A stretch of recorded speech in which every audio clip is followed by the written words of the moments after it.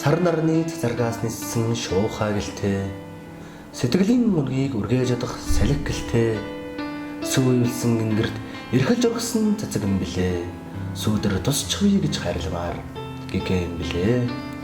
Учрал бүхнээ эрхэмлэж нуусан болцоо шиг ухаарал хайсан янзхан нүдний нууц шиг урт холын амьдралыг нууцлсан оньсох шиг уянгалах хөгжмийн хөгөн таарсан аялгау юм билээ.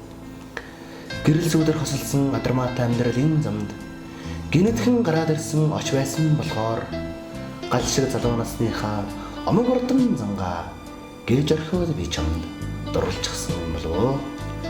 Асаж ляваад үрд нарсах амьдралынхаа архивлж үлдээх сүүлчийн банц зохиолыг амраг минь би чинийхээ гигэн дүрээр бүтээж амин үрдээ өвлөвлөх ховтойч юм билүүдээ.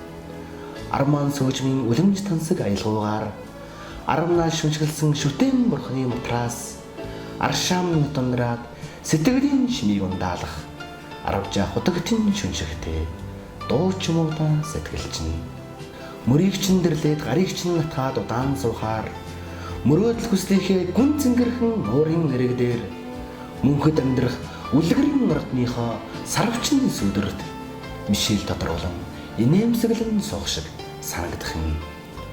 Аргадж тунсан харцныхаа амин галыг чамдаа шингээсэн амраг минь би чинийхээ сүүлчийн ганц хүсэл байхсан аян шуудын цуга нутгийн нураа зархад аавал ижидэн өчтөг айлын дайтай айл байхсан асгарт барах борооны тусал бүхний тоогоор амьдралаа тэтгэх шин байхсан алдаа бүхнээ ардан гэсэн аавын нөмөртөө хорвоо байсан.